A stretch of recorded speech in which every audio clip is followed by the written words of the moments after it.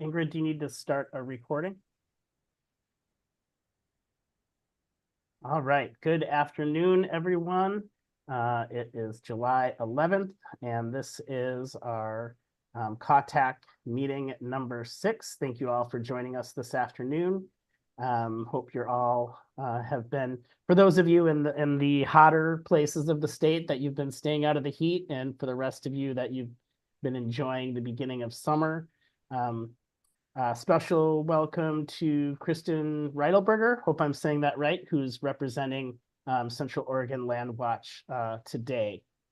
In terms of our agenda for today, last month we started our conversation about development-ready lands. We looked at the statutory definition.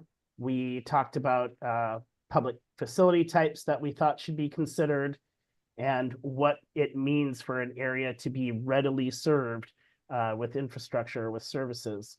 And then finally, we touched just a bit on how cities can prevent or mitigate displacement due to public infrastructure investments. So that's what we started this conversation last month. We're continuing it this month. Today, we're going to first talk about how, excuse me, a city, or in some cases a county, can know when land is development ready, and if they have enough development ready land. And then we're also going to begin talking about what if a city or county finds out they don't have enough development ready lands, what can they do about that? Before we get to those topics, Kaden is going to introduce the racial equity framework focus areas that we should be thinking about during today's discussion. Yeah, thanks, Steve. I thought I would take just a couple minutes and maybe do a look back and a look ahead of how our data equity lens is showing up and how it could be used moving forward when we think about implementation in a racial equity framework for decision-making with the Oregon Housing Needs Analysis and these new rules that are being written. So maybe first, a quick look ahead. Part of the goals for the ONA policies are to provide greater data equity and data justice to local governments by making more data available through a new housing production dashboard and through new equity indicator data.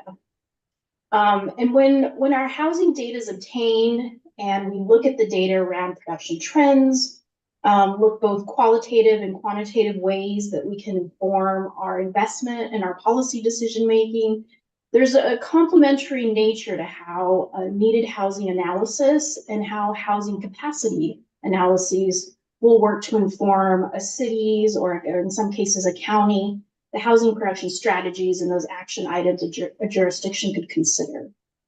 And so we took a look back what we've heard from you all, how this is playing out at the local level and how you're implementing this. And we heard from partners in Central Oregon about looking at data trends around flood fringes or the banks of rivers and the type of housing that they see produced there, because it's costly to do the engineering and the necessary infrastructure that's needed. And that this may meet some of their housing needs, but it certainly leaves out a significant segment of needed housing in their communities, and they recognize that through what they're seeing and what's produced and within their housing trends. We heard from partners in the South Willamette Valley, and I'm sure many jurisdictions similarly, around really deliberate choices, intentional to not map out redevelopment potential when they're doing their land inventories, so as to avoid putting any redevelopment target on any specific property or set of properties, really thinking about those data equity issues around that data set. And I thought I would just mention, I think we heard from Al last month when we met about tying together the provisions of affordability and infrastructure. So looking at examples across the state when local governments have to make really tough decisions about where they can put infrastructure or how that infrastructure will get there. And in some cases, looking to private developers, can they put the infrastructure in? But then what does that allow for them to build? What's the cost of building that way? And in many cases, it just doesn't pencil out for affordable housing. But I think Alice shared some examples maybe on the South Coast, cities really looking at offsetting some of these costs, so really upfronting infrastructure in some areas in exchange for affordable housing. So some kind of commitment, agreement, contractual, regulated affordable housing. So I thought I would just leave you with this question today. Jenna, that next slide has a whole series of questions. There are more considerations, things for us to think about in the work you've been doing. So I'm really uplifting and highlighting the work you've shared with us over the last couple months. But I want to leave you with this question, and I might put it in the chat as we go into our discussion today. And I'm taking this verbatim from Al, so thank you for contributing this to our group in earlier discussions. But Al posed the question, and I will pose it again here for our discussion today. How can cities encourage access through investments in public infrastructure to areas of opportunity that have a history of exclusion? And to really break down this question, one has to think about, what do I know about my areas of exclusion? What do I know about my areas of opportunity? What do I know about my existing infrastructure? What do I know about the infrastructure needed or lacking? And what is my risks when I think about displacement or other potential unintended consequences? So there's really a lot of qualitative and quantitative thought that goes into that. Steve, I will leave it at that, and we can segue right into our topic areas. Thank you very much, Kevin. Helpful framing for today. And as we start our first conversation about how do you know when you have enough development ready lands, Madeline's going to kind of set some context for us. Steve, you all had a wonderful and robust conversation in our last meeting about the terms that are actually grayed out a little bit on this slide. We talked a little bit about annexation and zoning and the likelihood of encumbrances and or entitlements to property, part C of this definition of 197A 015. Today we'll spend a little bit more time discussing readily served land, part B here in this definition. And I wanted to give a quick overview of where I think we hope our conversation will start. First, we have two objectives. One is understanding methods a city might use, including some of the underlying assumptions that are built into the methodology that a city might use to assess development readiness. Basically, how might a city perform this analysis, seeing as it's a very new concept and something that we'd like to understand better in terms of those cities who have been forerunners and taken the leap and tried it, and they might have some lessons learned to share. Damien Cerny from the City of Bend has graciously accepted the opportunity to speak a little bit to some of the work they're doing around the establishment of sewer opportunities for development, and then what ought a city do to support the findings of that analysis, particularly in looking at the approach to that analysis. What are the roles and responsibilities? What are the ways that cities can interface with the partners that are necessary to make progress towards development readiness? And Cassara Phipps today from Clean Water Services will join us to talk a little bit more about her role and her position from the special district perspective. I think what's clear, and the way I want to set the stage for this conversation is to think about what are the likely ways that cities will pick this up and think about it. Many cities, and we've heard from some folks who have thought about the term development readiness, and on one end of the spectrum is the approach that all land within urban growth boundaries are development ready because they're planned for in our public facilities plan documents. And while this paradigm might be true on paper, what we know is that it's not working, and that there's a lot of land within cities that is identified as buildable land, but it is not serviceable within the levels of proportionality or within practicality of penciling out projects. And so we're often faced with the concept of phantom capacity or paper capacity within cities' urban growth boundaries. What we'd like to understand a little bit better from a rulemaking perspective is what are some of the ways that cities might participate in the process of making land more development ready, and we'll walk through that as we move through this discussion. Jenna, if you wouldn't mind, next slide, please. So I'd like to start the conversation here. What we know from our last conversation is that readily served is a term that may need definition. We know that there are other agencies within the spheres of the different facilities, be it water, wastewater, stormwater, transportation, all who could speak to a threshold of service. And I think that that's fairly open to interpretation in some respects, but then in others, cities report on service access. So the one example I have, and we want to break this conversation up so that we're all clear, into two, sort of bifurcate the conversation. One is to think about these questions in terms of water and wastewater, and then to think about them in terms of transportation. Mainly because transportation has some really unique qualities, and there's a lot of rule around transportation in Division 12 that speaks directly to levels of service and capacity, which is unique and different from water and sewer capacity, which are engineering standards that have fairly different set of ramifications. And I wanted to make sure that while we discuss this, that we're able to make that distinction. So we'll talk a little bit about water and wastewater service, how we know land is readily served or served by near-term CIP improvements. And then we'll ask, one, is the infrastructure available? And then second, is the infrastructure sufficient?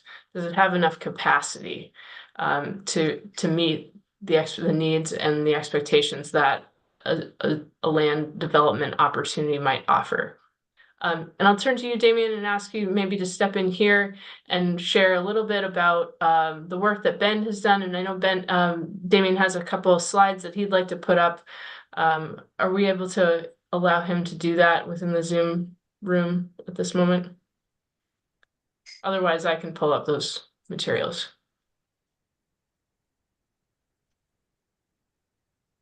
So Maddie, it looks like I can share.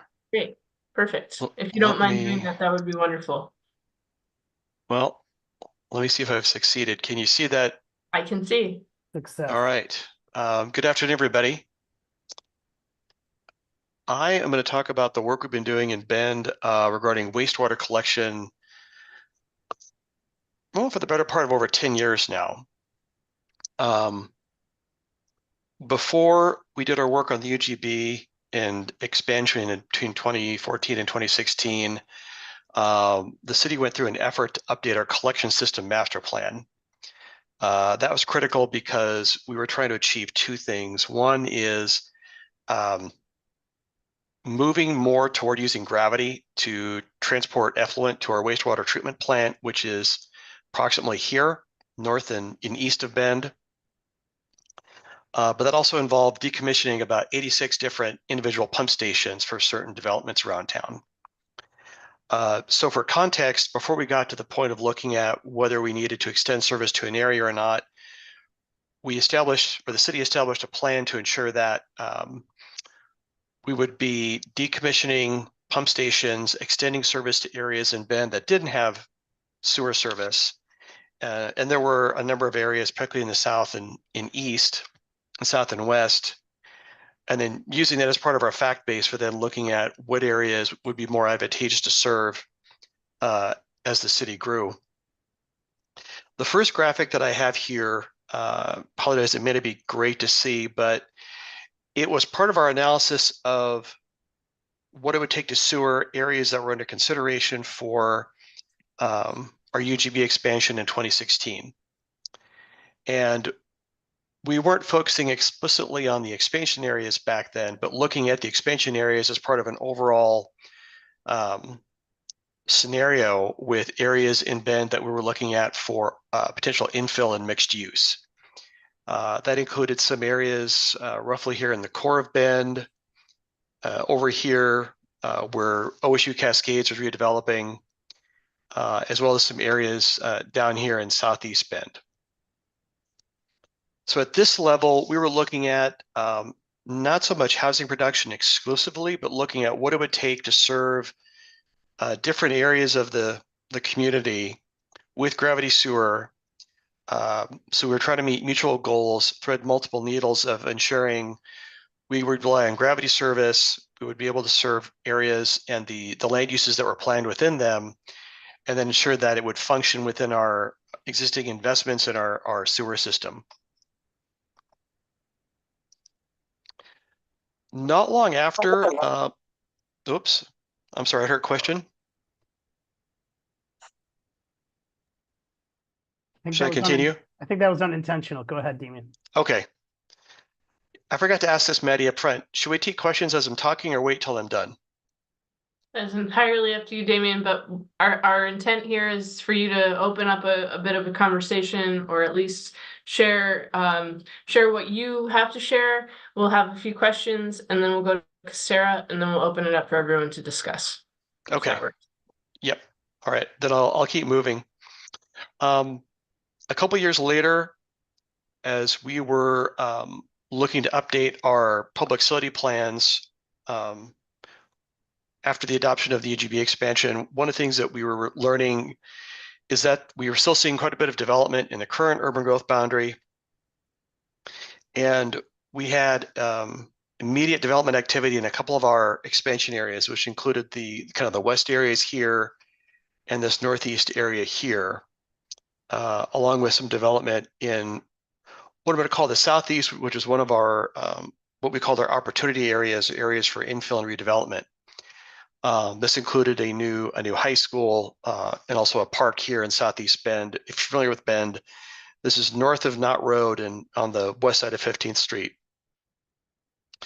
And so as part of our work to update our collection system public facility plan, the city worked with our engineering team at Murray Smith to look at different tiers of development in the next, like right now, next 5 years, 10 years, 15, 20, to see what different areas of development would do to generate wastewater flows and whether that would influence the city to then update our schedule for projects to get certain projects built sooner rather than later, and also whether that might change their specifications. You know, for example, if we're looking at a pipe of a certain diameter, but might be looking at a bigger pipe depending on how much effluent we're looking at.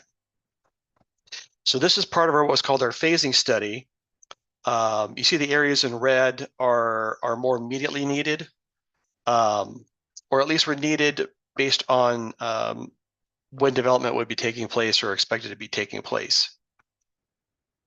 This work informed ultimately our adopted collection system public facility plan that the City Council approved in 2018. And at that point, we identified then projects that would be needed, you know, paraphrasing what's in the Goal 11 rule, you know, in the near term, next 1 to 5 years, 6 to 10 years, and then 11 to 20. Some projects weren't immediately scheduled if they were an expansion area, but we had enough engineering detail with specifications to know if somebody were to develop, say, a master plan for this area here, and they wanted to build the sewer line up front, they would know what those specifications would be for building those improvements. One of the improvements that was prioritized with this work was what's called our North Interceptor, because that extends from our wastewater treatment plant up here to the north and east, then going west to serve Juniper Ridge, which is a large employment area. It contains a lot of our employment land for more industrial uses, but was also intended to serve the North Triangle expansion area. And then once it reached this point west, our OB Raleigh expansion area. So in terms of just some larger context, I think we were, as I mentioned, not focused on housing production, but really looking at trying to ensure that we could serve all the land uses that we had planned for in our urban growth boundary, including the expansion areas. We looked at a number of significant projects that would be needed over the 20-year period, including some larger interceptors that would then rely on gravity to get wastewater to our treatment plant. One thing I should mention, just for some additional background, or just FYI, the city is starting to, hopefully next week, get council approval to issue and enter into a contract for updating our collection system master plan, and at the same time, a different contract for updating our wastewater reclamation facility plan. I think that covers all the highlights. Maddie, I hope I didn't forget anything, but if I do, I'll try to remember it as we take questions. Great, thanks, Damien. And for the group, I thought Damien's presentation materials, and I encouraged him to keep them really concise. So thank you, Damien, for doing so. Our hope was that by talking a little bit about how a city goes through that analysis and builds a set of assumptions that are part of, I guess I would call them part of the metadata that a city includes for a lot of its mapping tools. This development ready land analysis essentially has a spatial component to it, or it is very spatially oriented, and it's important for us to think about what those assumptions will look like for cities across the state, and thinking more about what can be known at this level of analysis. So not getting to, we have two ends of a degree continuum. At one end of the degree continuum is a project level analysis of what does this one project require for water, sewer, and streets in terms of meeting city standard and also maintaining capacity in those systems. And on the other end, we have public facilities planning, which is largely conceptual. It does require analysis at the system level, but without a lot of context of what will be built and when and where.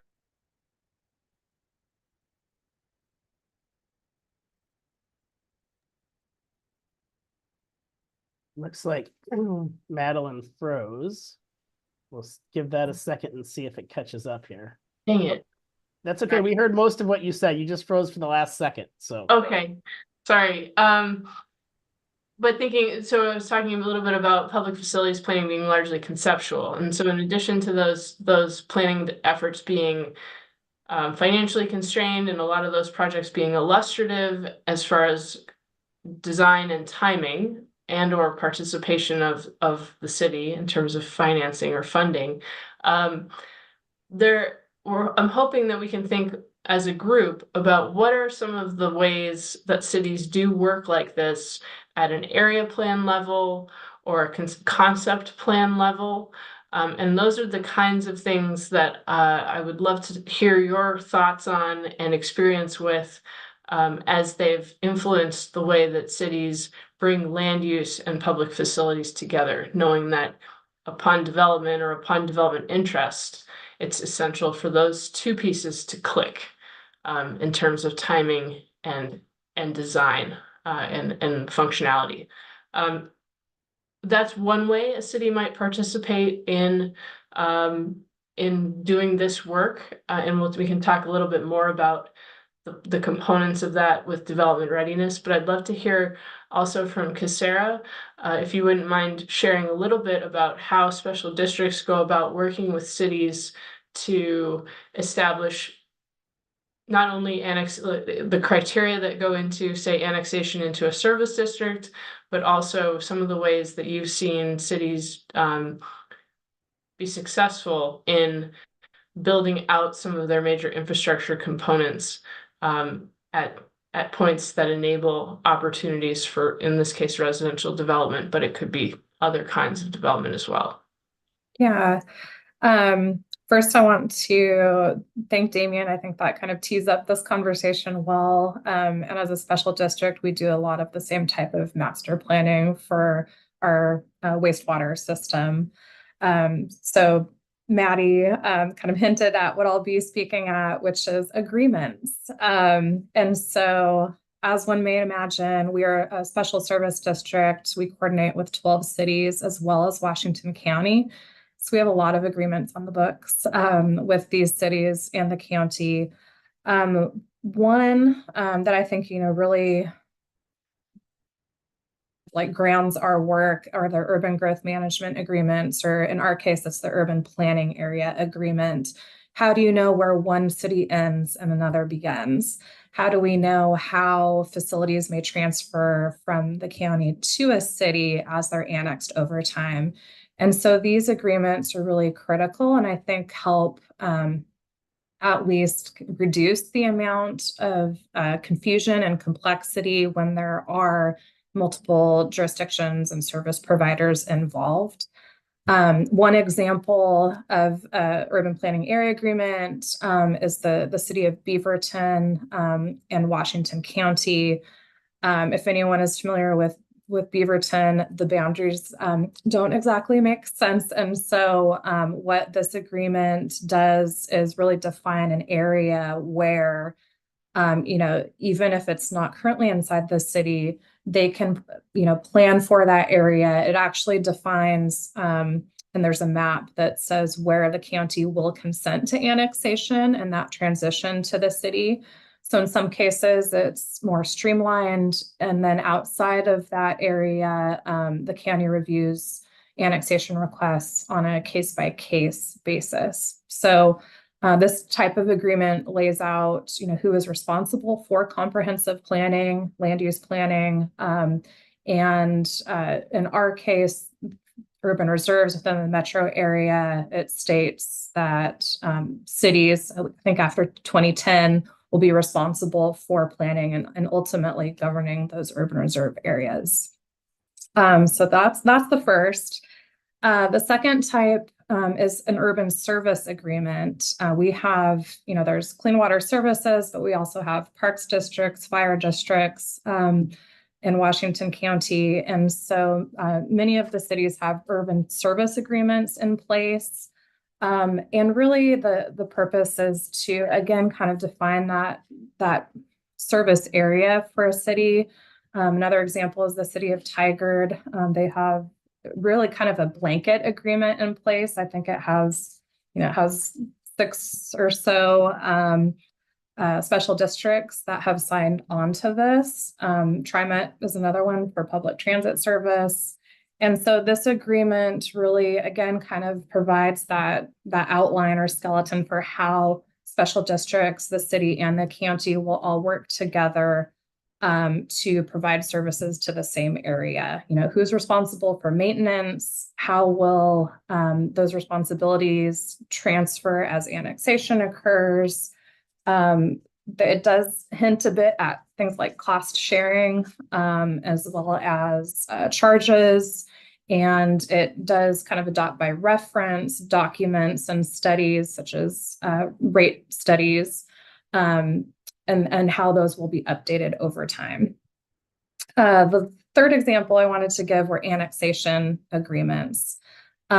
These are really handy when it comes to infrastructure planning, leading up to development. And I think that the city of Hillsborough is one example, and their South Hillsborough plan area, where they actually just for this plan area have a requirement that the developer provide an annexation agreement. In order to do that, they need to first check with all of the service providers, including the city of Hillsborough, to really get buy-off from the service providers that utilities either are available or can be made available within 18 months of annexation.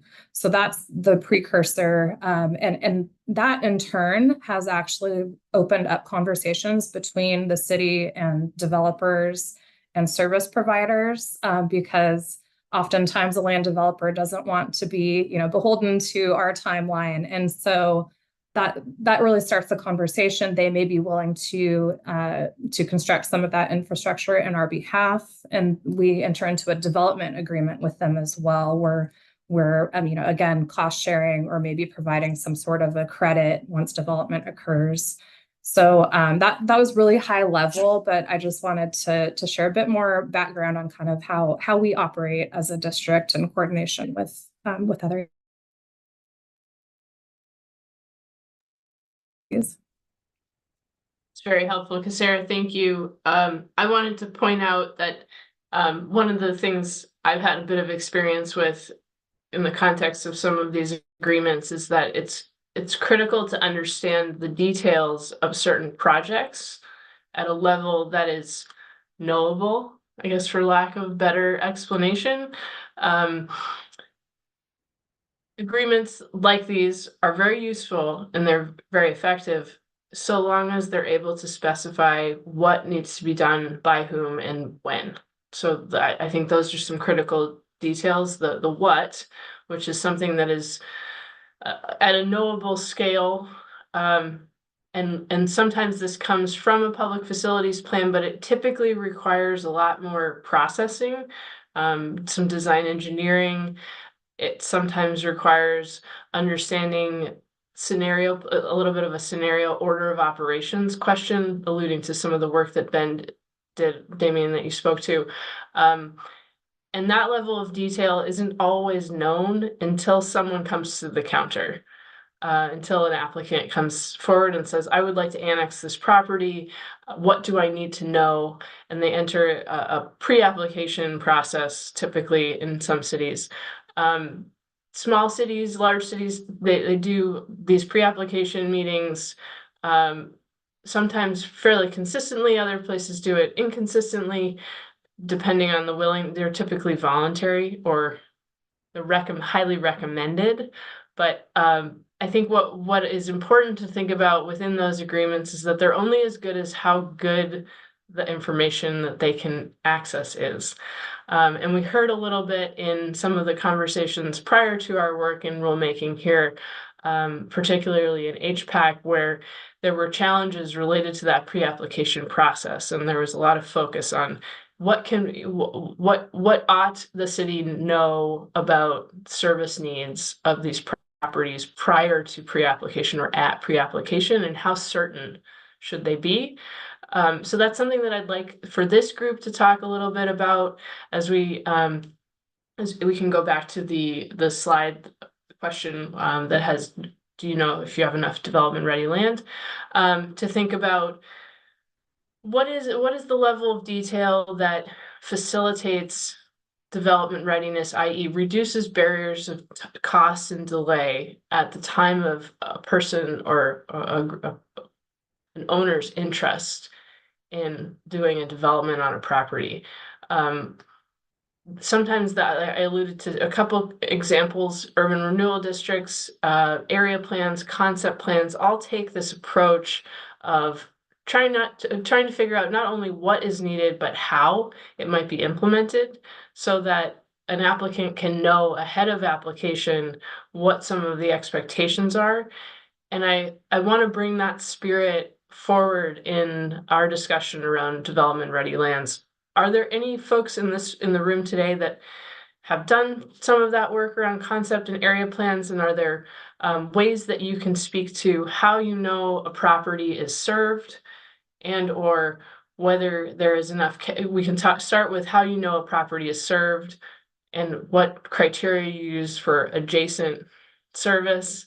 And then secondly, midway through this conversation, we'll shift over to capacity, because I think the capacity question is a bit more complex.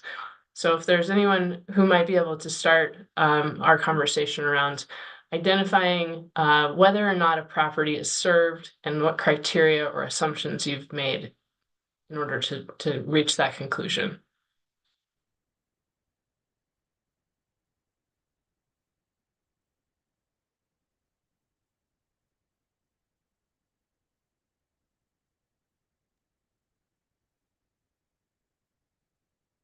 There we go. Thanks, Damien. Get us started here. All right, let me lower my hand here.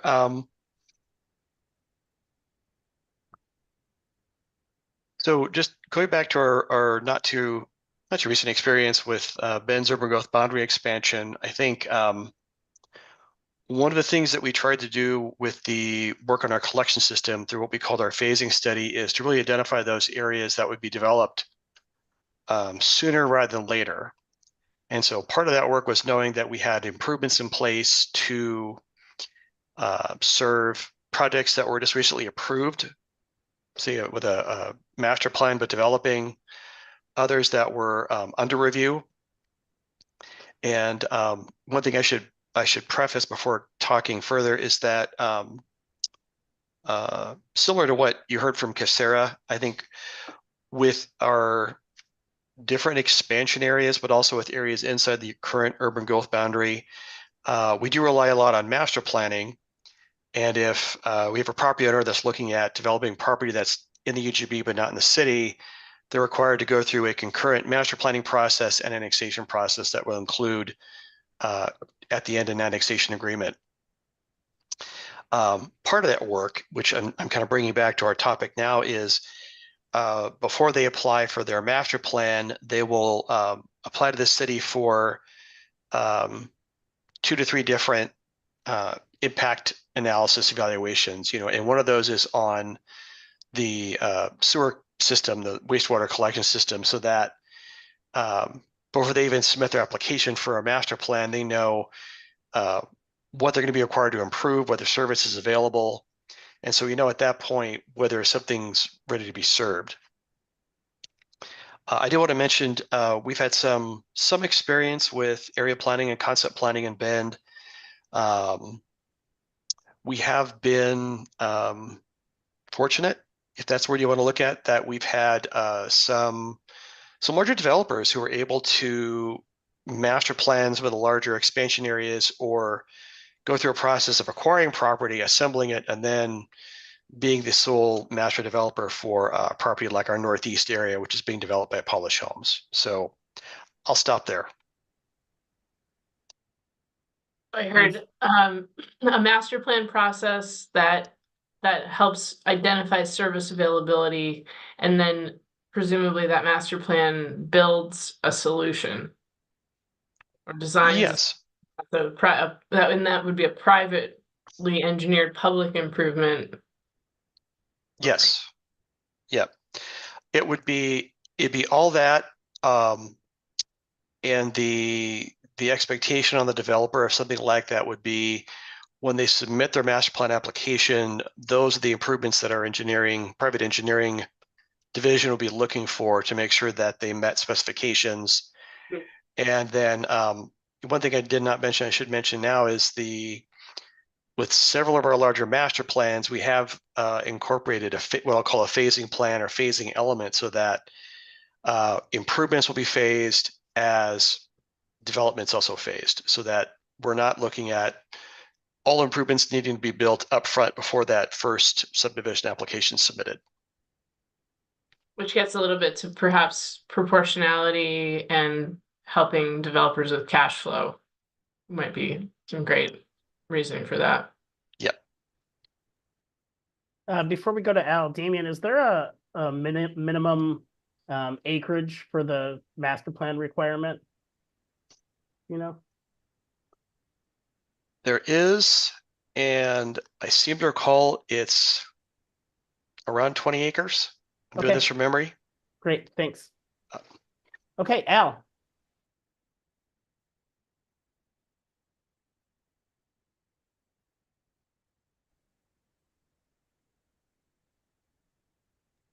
There I am. Hi, sorry about there that. he is. Yeah, showed up. Yes, thank you. It's just really kind of a question. It sounds as if what Casari had to say, they really are pretty up to date on their urban area agreements and coordination agreements among the various districts that are involved, and that sounds great. I just don't know whether there is whether that is typical or not. In my experience back in the days that I was practicing, it was all too often the case that those agreements were either out of date or not yet in place, and there didn't seem to be a mechanism for getting them in place. Usually it was a combination of political will and funding and simple awareness. And that raises a related question, which is that assuming that you don't have things sorted out, either because the agreements are not quite what they ought to be, or because a new situation has come up that's not covered by the agreement, which is always going to be the case, is there room in our thinking for coming up with some sort of a conflict resolution mechanism for getting things quickly resolved? Because you're not going to go out and I've had situations where we've just stalled a project for 2 years while the city and the county willingly, working as hard as they could, got together with their agreements. And there are other situations where you have two districts, a couple of sanitary districts, or right now there's one in Springfield with 1,400 homes. This may have been resolved, but the last I heard was that EPUD, which is electrical only, has this property in its district and is perfectly happy to serve it with electricity. The Springfield Utility Board does both electricity and water, and is unwilling to extend water unless it also gets the electricity. And there's no conflict resolution mechanism. So you've got these special districts that are squabbling with each other and holding up. So that 1,400 acres, as far as I'm concerned, is not available. And so this may be something that goes into acceleration agreements. I don't know where you get to this point, but perhaps Casaria could talk a little bit about whether in her area they've got some conflict resolution mechanisms that maybe other jurisdictions could use.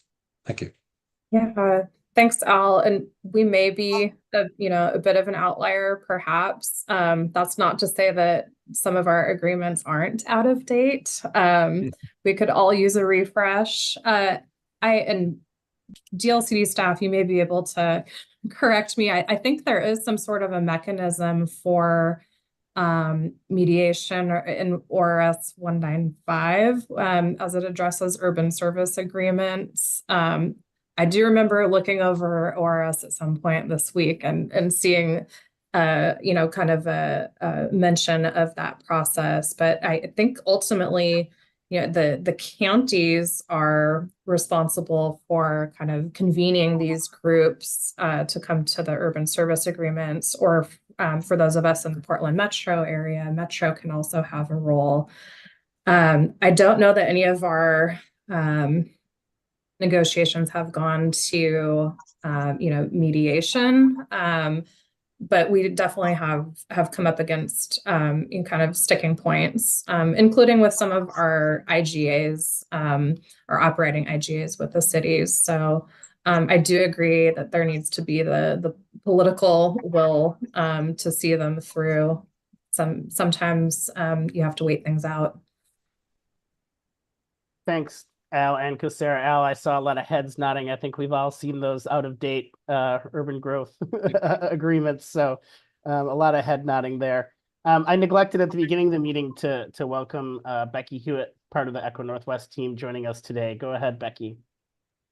Thanks, Steve. And yeah, I was delighted to be able to join you all for this. I was just going to ask for picking up on a thread that Maddie had mentioned earlier about kind of the pre-app process. Some of what folks have described, Casaria and Damien, Casaria in South Hillsborough and Damien and Bend, are situations where, if I'm understanding it correctly, the developer is putting in is paying the engineers to figure out what is required, and they're doing so in collaboration with the jurisdiction or the service provider, and with input and direction from the jurisdiction or service provider. And so the jurisdiction or the service provider is kind of in a responsive mode, like development comes to you, says, we want to build these things, help me figure out what we need to build in order to make that happen. And I think what we're looking at in this context is, how could that process move from a responsive, development walks in with details, you tell them whether it's good enough, to a proactive process where you imagine the types of things that could walk in the door, and you try to anticipate the answers you would give them when they arrive, and whether sorts of things would be needed and are they there. And I'm just curious if the way that things play out now, what you see as the sort of key barriers or needs or whatever that would need to shift in order to move from that responsive mode where the developer and their engineers are providing a lot of the detail and the, working through the general direction to a more proactive mode. Before we go to Mary Kyle, Cassara, or Damien, did you have any quick responses to that or thoughts on that? It's okay if you don't. No, I think I do. We'll see if this works. So to provide a little bit more context in terms of how we look at these projects so for example, with one of our master plans, say in the city, before somebody comes in the door, we've already worked out what kind of major improvements are needed that the city will be taking on as part of our capital improvement program. So in some cases, the developer of a master plan is going to be looking at what kind of site-specific improvements will be needed, and they may be coordinating closely with their engineering division on when, say, a certain improvement's going to be done so that they have access to capacity.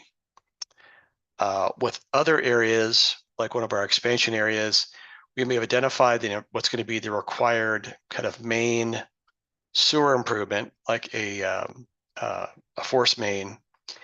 And then through the kind of initial impact evaluation, before an application comes in, a developer will know if they want to build this improvement, here's what it needs to be, here are the standards that need to be built to. And then that becomes a foundation for them for looking at phasing the development and the master plan as they're looking at it over the period of build out.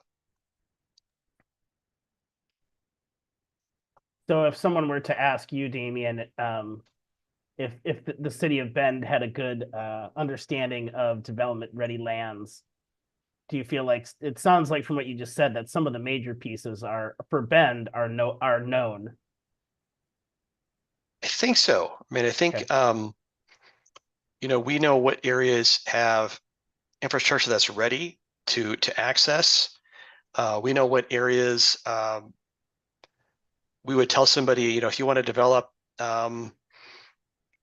this project will be done in 5 years or less, like the North Interceptor that I mentioned a little bit ago. For other projects,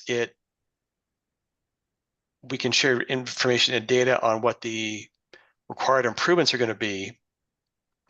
Then let somebody decide if they want to take that on themselves or maybe wait for the city to do it, or if there's like another developer that might be doing this ahead of them, let them get that done before they pursue their project. Go ahead, Cassara, you had something. Yeah, it made me think of some of the funding mechanisms and tools that we use, reimbursement districts and LIDs. If there may be more than one property benefiting from these types of improvements. To get to Becky's question, I think, we aren't only talking about the developers providing infrastructure. We have a pretty good idea of what I'll call regional facilities. That would be the responsibility of CWS to implement. It's more, I think, as Damien kind of mentioned, sometimes there's a developer that wants to kind of bump it up on the CIP timeline. And so that's where we enter into these agreements to, have them kind of construct to our standards for us. And then there's typically some sort of a cost share there. So I just want to make that distinction kind of between the trunk lines and force mains, the more regional facilities, and what I'll call kind of the local or more site-specific infrastructure. And through the concept and master planning, we usually have a pretty good idea of what those projects are and whose responsibility it would typically be to implement it. Thank you. Mary Kyle. I think some of what Damien was talking about was getting closer to the kind of scenarios I was thinking of, because South Hillsborough and the Bend UGB expansion areas are large vacant areas that are relatively attractive to developers as opposed to smaller infill sites that need infrastructure in the older, more developed parts of cities. And so I'm wondering, how do cities both, so Damien, I'm starting to get at this, but what's reasonable to expect for a city in terms of not just letting a developer know what they might have to provide, but maybe jump starting it themselves, and especially if we're talking about fair housing, equitable housing, infill development, where it might, a 10-acre site or a 5-acre site is very different from South Hillsborough or the, expansion areas in Bend. And so what is reasonable for us to expect a city that would be subject to this to be doing? And let's see, I think Portland and Eugene are in this call, maybe some other city. I don't want to put any of you on the spot, but maybe you have some ideas, or others have some ideas, or anyway, that was kind of the scenarios that I'd also like to hear about. Thanks, Marika. I think you captured kind of what we're talking about, like how do you know what's development ready, and bridging where we were going today, which is, and if it's not development ready, what is reasonable to expect a city to do about it? Ken, go ahead. Exactly, Oh, right. sorry. Mm-hmm. Hey, I'm Ken Koblis. I work for the city of Gresham, and actually Becky and Eco Northwest are doing a project for us, looking at the zoning in one of our urban growth boundary expansion areas. So she's pretty familiar with it. But I'd say, at least at Gresham, and our situation sounds a lot like Bend, a lot more than Clean Water Services, that we have an existing city that's the majority of our area. We have some infill that can go in there. And then we have two fairly large urban growth expansion areas. But in those areas, and I'd say throughout the city, but also in those areas, we have pretty robust master plans for the infrastructure. We have water, wastewater, stormwater, and transportation master plans. And in the existing city, because of the master plans, the infrastructure is adequate for capacity.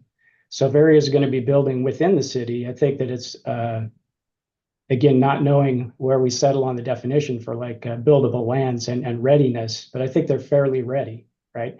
But when you look at the urban growth expansion areas, even though I'd say, if somebody were to come in to me 5 minutes from now, I could tell them the size of the water main that's going to need to be built through the trunk, whether or not it's within the property they're looking at developing, the roadways and the classifications, but it's sometimes nowhere near their property. And so, even though we can provide the same level of information and detail, one of them I would say is development ready, and the other one is nowhere near development ready, because the city doesn't have a plan to do capital improvements in the 600-700 acres we have that's undeveloped, because we don't know, we can't invest, we don't have the kind of resources to invest ahead of that. And I'd say more importantly, to some of the questions that came up earlier, we can't outguess the development pattern. So even if we had the resources, our street alignments, we typically defer to a minor degree to the development that comes in. If we tried to run a street or a water or a sewer line through a green field, we would never hit the optimal alignment for development. So there are huge problems with us trying to find, and Ben mentioned that they had somebody that aggregated enough properties they could do something like 1,500 homes. Was that correct, Damien? So we don't have that kind of scale here. We have 100 to 300 lot subdivisions, which may be bigger than some and certainly smaller than some I've heard referenced here. But when you have that kind of scale, and if you have to aggregate several properties, and the infrastructure isn't readily available at, abutting the development, it's a huge hurdle to overcome. And then I couldn't say how far out that might be in time. So I'd love to hear some strategies or plans around that, because, it's throwing a dart at a wall to try to guess the readiness of those areas. Thanks, Ken. Sounds like we're all in the same place, wanting to hear more stories and more strategies and more solutions. But for now, let's just keep the conversation rolling with Heather. Yeah, and Ken stole my thunder. I was pretty much echo exactly what he said. Eugene has, master plans for all of their utilities, and eWeb is a separate utility from the city that does our electric and water. We coordinate with all of them on kind of long range master planning. We just did that, or it feels like we just did that with our urban growth boundary, but we're doing that again. To the point where they can come in, we can give them our buildable lands inventory, and they can just start circling areas and saying, yeah, this needs a pump station, this needs a water main. We've got that in our public facilities plan, or we need to add that to the public facilities plan so that we can get it into the CIP as part of the UGB update. So I would agree, Eugene, definitely. I think we know where there are issues that the city infrastructure needs to be added. And again, echoing, it's the money. And so we just don't have the funding that we used to have. And I'll just give you an example. It was in the early 2000s, I think, or it might have been in the late 90s that we built a wastewater line out in West Eugene, big wastewater line, really hoping that would, kind of open up that area or help facilitate development. And it really took a long time. And so that was an example of, throwing down quite a bit of money and trying to get the infrastructure out there. And like Ken was saying, playing the guessing game. This looks like a big area where we might see more development. And then, we have other issues out there. There's quite a bit of wetlands out there. And, there's some of them are developable, some are not, some are restoration. So it's complicated, but it's also pretty flat, hence the wetlands. And so, but again, like where we thought, us playing the guessing game of development coming, and then that was, I think without having my public works folks there, I think that was the last big capital improvement project that we did for wastewater. And so now, with the funding dried up quite a bit, we do have to, we're a lot more careful. It's like you're really trying to play the guessing game, but in a shorter time frame instead of like these longer term guessing games. And so I think that's where the difficulty comes, is that you're having to be really, really strategic and really much more confident in where you think the development is going to go. And then on the flip side, you've got developers going, well, yeah, I'm not going to go there because there's no capital improvements there, right? And so we have this chicken and egg thing. The other thing I would just mention is that, and probably all the other cities have this, is that for annexation, we require folks to show that they have a minimum level of service. And so we have a form that they fill out, and we have contacts in the city and with eWeb that they go through and say, how the property, what capital improvements are within 300 feet essentially of the property to be served. And so I would then assume that those are readily available for development if they've been annexed and gone through that process. That's just one thought. Thank you, Heather. Sam, go ahead.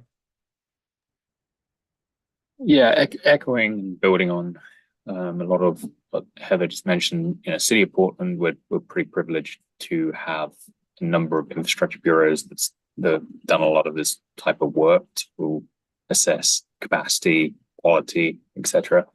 And so we have various GIS layers that we've built into our BLI, and as sort of constraints, right? So we have our regular constraints that a lot of people use just to discount land from development potential altogether. But then we have, I don't know, a dozen or so that are related to infrastructure specifically, transportation, water, stormwater, sewer. And each one of those, we've applied a discount rate to the overall capacity. So we're not removing that land altogether. What we're saying is the the current infrastructure constraints that exist on these sites, we're going to model them such that we reduce the overall capacity on those sites by anywhere from 20 to 50% or something like that, just to essentially show, okay, there's an added cost here that's going to make this land less suitable or less attractive to private market. And that does a couple of things. It all wraps up, aggregates regionally. But then second of all, it gives us an opportunity to then kind of unlock that additional capacity as we make our capital improvement plan decisions. The infrastructure bureaus can say, we've got we want to put additional capacity in these areas, so let's bump those discount rates up a little bit and see what that happens. Then we can inform these sort of investment decisions. On the transportation side for us, I feel like that's the biggest constraint. And really, realistically, that's all about level of service. As we add units, as we add truck traffic, freight, etc., it's all about what impact that has on specific roadways, primarily. And again, we're lucky enough that PBOT has got projections in place that we can utilize. So I understand that that's not necessarily the same for many of these smaller jurisdictions on this call, but yeah, that's how we've gone about it. Thank you, Sam, and thanks for just mentioning the different data capabilities of our different size communities. Martha, go ahead. Thanks. So I keep going back to this definition of development ready lands, and I guess what I thought we were trying to understand. And it seems like under development ready lands, we're trying to figure out which lands are likely to build out with housing in the 6 to 8 years, right? That we have to accommodate these housing production targets. And it sounds to me like I'm hearing that most cities really know already, or service districts know which areas could be pretty readily served, or they're on their capital improvement plan within like 5-ish years. It's just really the problem of, but what do we do if we don't have enough development ready land? And I don't have a brilliant answer for that. I don't want to totally sidetrack this conversation, but I think that actual definition of development ready lands has a problem because they're defined as currently annexed, and I don't know annexed to what, but Clackamas County would have no development ready lands if that's part of the definition. So that's something I just want to pull out under A to maybe fix. But then I guess the conversation to me is under B, readily served through adjacent public facilities or identified for the near-term provision of public facilities through an adopted capital improvement plan. I mean, I feel like the various service districts and cities know if they can readily serve. And I guess the question to me is, does this definition, like, can you work within the context of this definition with the information that you have? Because it's pretty limiting. It has to be either adjacent or in an adopted capital improvement plan. And I feel like that's probably okay, but I don't know for sure, because the county doesn't really, I mean, we provide transportation services, but all of our other water, sewer are provided by a number of different service districts, which I believe have 5-year capital improvement plans. I know a couple of the bigger ones do. So yeah, I guess I'm trying to figure out if that working within that definition, like everybody seems to know what they're doing and know where their areas are. Is this definition going to limit you too much? Those are my thoughts. Thanks, Martha. I will mention that Karen did bring up the county question and annexation at our last meeting. So we and I wasn't the last meeting. Sorry. Right. We know that's okay. We just want you to know we do have that on our radar. Brock, go ahead. So I'm going to kind of tag on to what Grisham was talking about and a little bit with Bend as well. So you have the areas, right, that you're expecting development to occur in. And Damien, like you were saying, you can kind of, to a certain extent, depending on, the acreage of the site, right, forecast a little bit which portions of that are likely to develop first. But then talking about the, optimization of the direction of the infrastructure itself through the land, right? You're not ready to do without a plan from a developer, so that you can make sure that the streets are oriented and the pipes are oriented in the right direction, right? Is there any way to kind of, I guess, do it the best equivalent I can think of, or like visual equivalent I can think of is like what they do with like climate models, right? Where it's like you have the kind of this being the trend line that you're expecting, but you have kind of a range like around it like that. It's for where things might go depending on certain situations. Could you kind of forecast a budget for what cost would be required to reach a certain area, to develop out to a certain area, and say like, okay, if we need the main line, however that is, to connect here, right? Maybe that costs this much. If we the starts here to there, right? If we only need it to go to here, right, it's going to cost this much, and then have kind of a reserve fund, I guess, where you put dollars in and then say, okay, if we can find a developer, we have money ready to do this, we can put it into a CIP, right?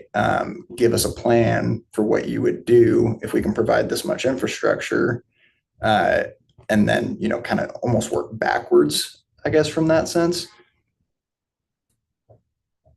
I don't know if that makes sense. Maybe I got too wordy there, but Brock, I think you're bringing in some elements that are definitely part of those master plan documents.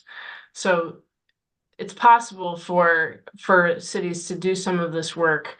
I think alluding to where Mary Kyle was going with this conversation is that it's just not always done. So there are all of the elements, pieces, say in a master plan for wastewater.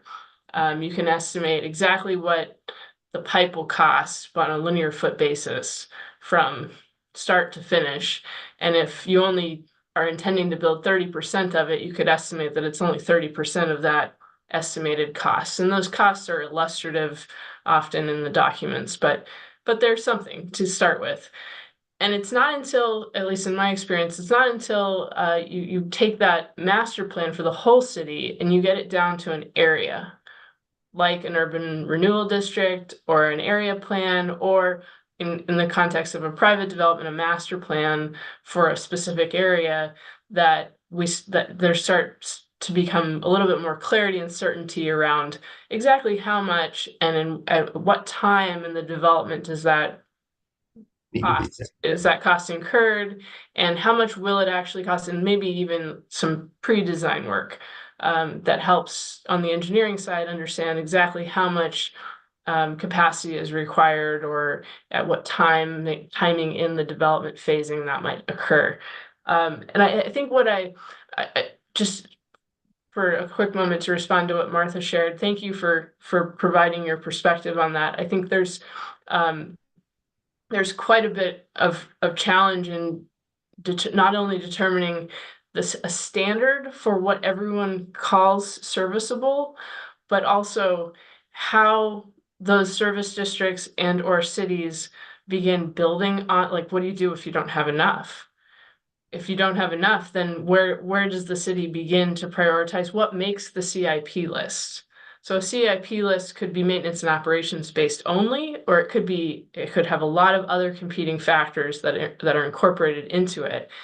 And those CIP projects, as Bend has found out through their wastewater program, through a variety of public engagement activities and robust conversation, has done work around return on investment for those opportunities, to make the CIP list. And I think that some of the questions here that we'd like to flesh out are, how do we build some standardization of those assumptions of serviceability? What is that? Is it 300 feet like DEQ says for wastewater, or is it a proportion of development costs? There are a lot of different ways you could think about that, and how would you show that in a development ready land analysis map? maybe to encourage the service districts to start collaborating with their jurisdictional partners in a meaningful way, specifically with the focus of housing production. I'll just leave it there, but I just wanted to respond to some of your comments that had a little bit of question mark at the end of them. Yeah. I guess would it be helpful to consult with BCD on this? Building codes? Or no, sorry. Sorry, Business Oregon, not BCD. Yeah, Business Oregon certainly would have some context about the permitting part of installation of those larger utilities.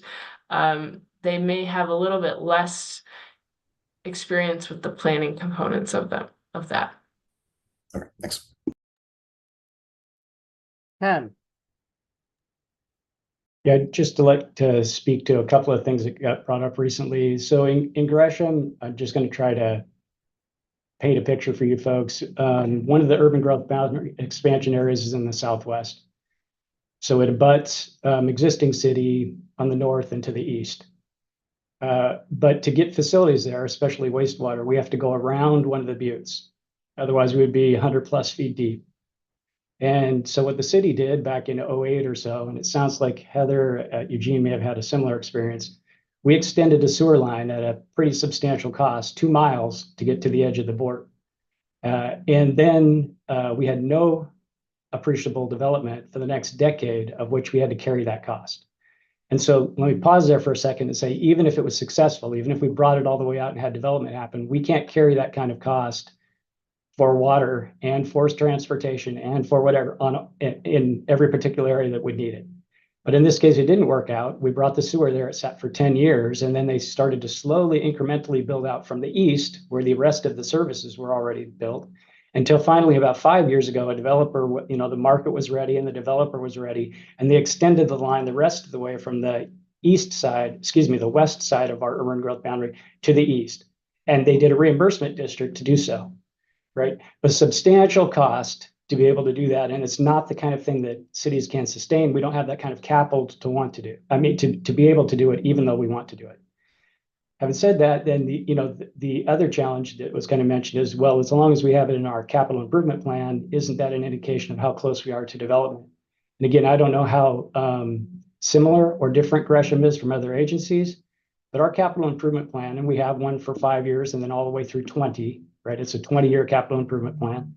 It's primarily for improving infrastructure that is either failing, it will be at the end of its life, it's a cycle, or upsizing to be able to deal with capacity. And we do that on internal infrastructure that's already built.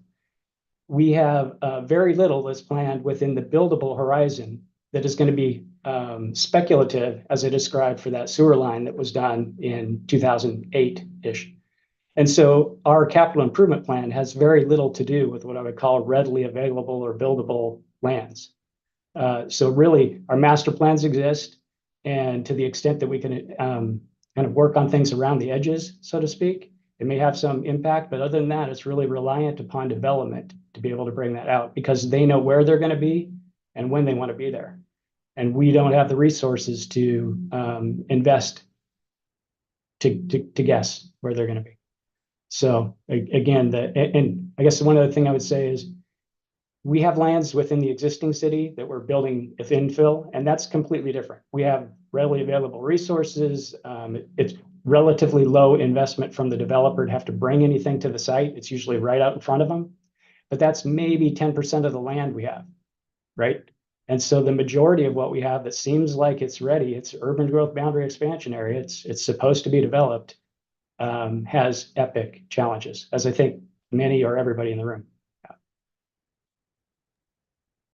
Thanks, Ken. And as we continue this conversation for the next 10 minutes or so, I just want to reflect back to the equity framing that Kevin provided at the beginning when we're talking about these infrastructure investments and how cities can encourage access through these investments to areas of opportunity that have a history of exclusion.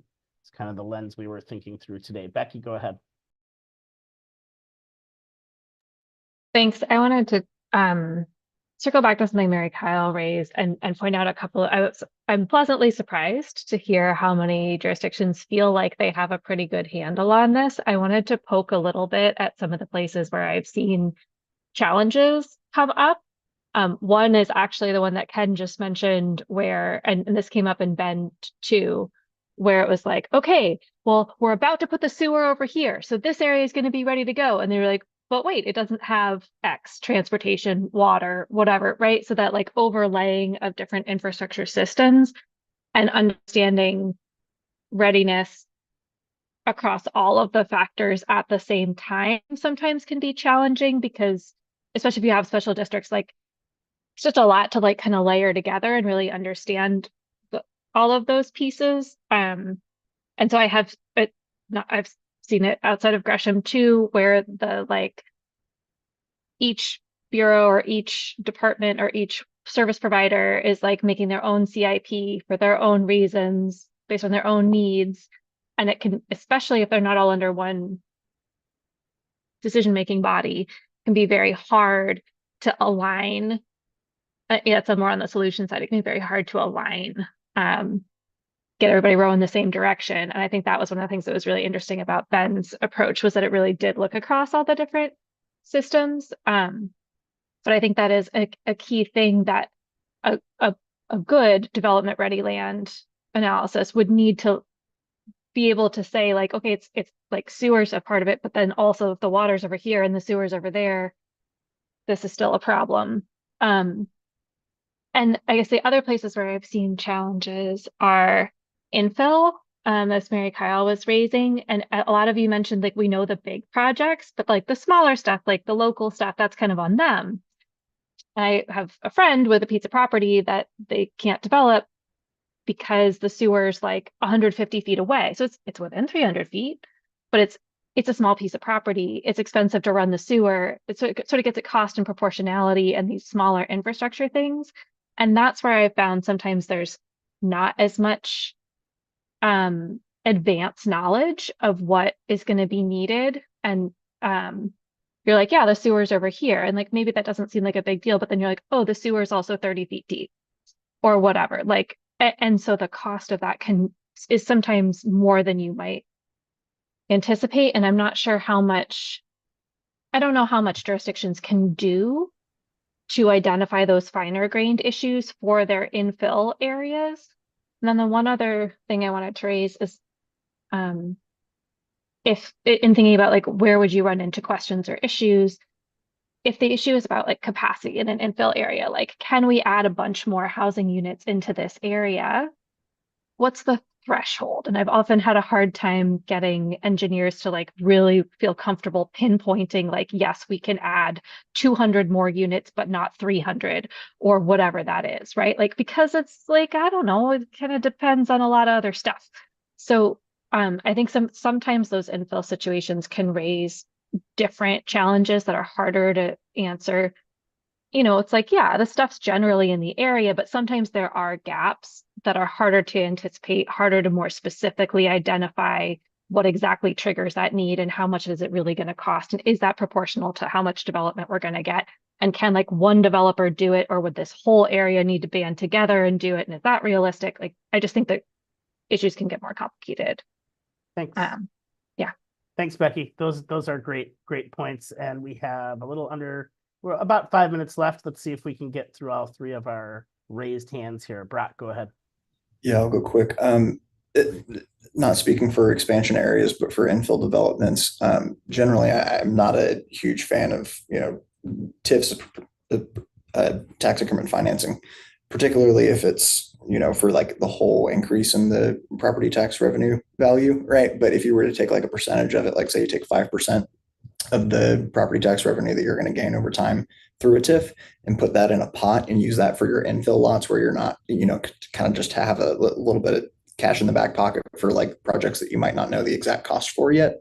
I don't know how cities feel about that, but just a thought. Thank you, Brock. Mary Kyle. I just wanted to point out that one of the things that Ken raised in the city of Gresham about actually increasing the capacity of existing lands that are inside the urban growth boundaries is one of the solutions that's in the statute to making more development ready land. That statutory requirement is not just focused on new lands. So just to make sure that we include that. It sounds as though, and I realize this could be a big undertaking, but based on what Becky and Martha have talking about, that there's a coordination of CIPs that are needed across within a jurisdiction across special districts with the jurisdictions. I understand that can be a large undertaking, but I'm just thinking of things we can do to make this, or there might be recommendations to the legislature to fund things getting done to make this more easy. What are the gaps that are needed to bring this forward, in addition to money for very large infrastructure projects? I hear that, but I think it is important for us to think about what more is needed to make this goal that we've all been given direction to do possible. So that sounded like one of them. And then finally, something that Sam said about the city of Portland raised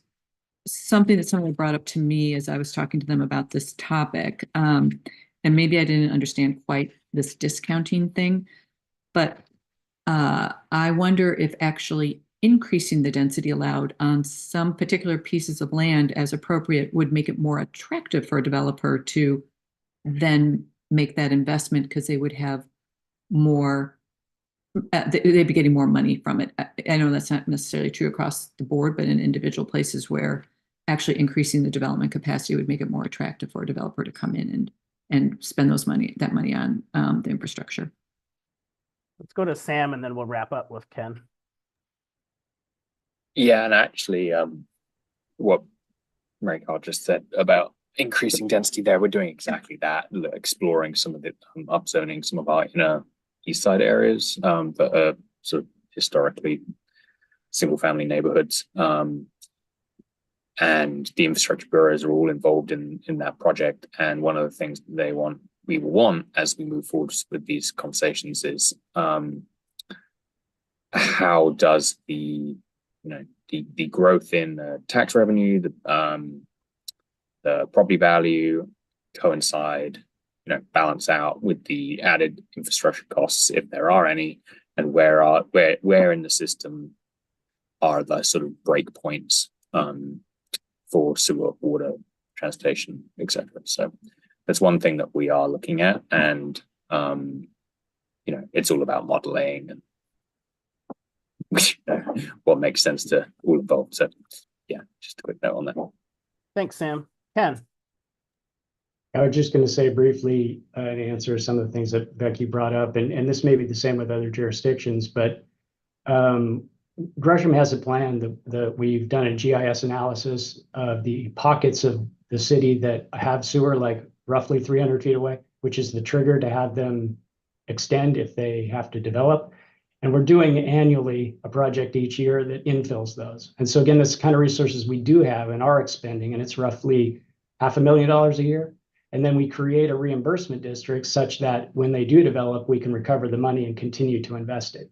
And so we are looking internally, but it's a much smaller scale than what we might be able to realize in our urban growth expansion areas. I'd also say Gresham, and I assume this is the same with at least the larger cities, we've got a pretty big, pretty robust capacity to be able to analyze increased capacity. So like in our urban growth boundary expansion area, we have it master plan for water, sewer, and storm. And now, again, Eco Northwest is helping us look at rezoning. And so we've looked at how will those impacts of the different zoning impact the capacity of our master plan systems and our built systems. We also have reanalyzed that entire area for middle housing, which we're seeing a lot of subdivisions come in, 100, 150, 200 lot subdivisions coming in as middle housing. So not just infill, which is dramatically increasing the density, which is good for housing, but also then we're reevaluating the infrastructure capacity. And so far it's been positive, right? We've been able to give quick responses, and we haven't had to say it needs to be dramatically upsized. But so those are some of the things we're doing, but we still get stuck with the struggles of when do they develop and how do we get infrastructure there? Thank you.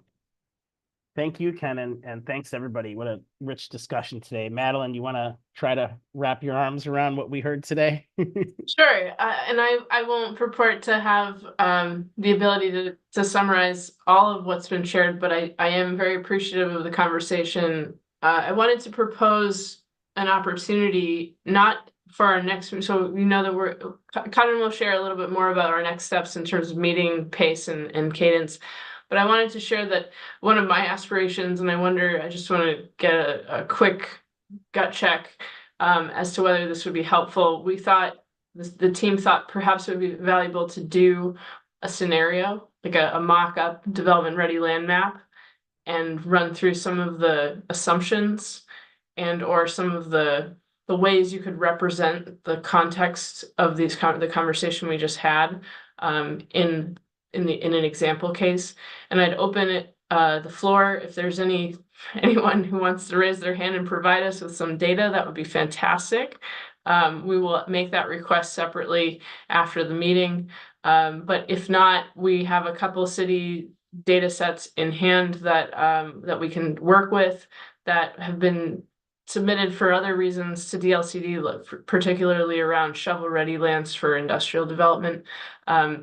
And so maybe thinking about how to zoom in on a couple examples within the context of taking a BLI map and overlaying utility services and identifying where those properties that are served and adjacent utilities are available, and then thinking a little bit more deeply about what does a city do when you find that a lot of those buildable land opportunities are in fact constrained by the lack of utilities.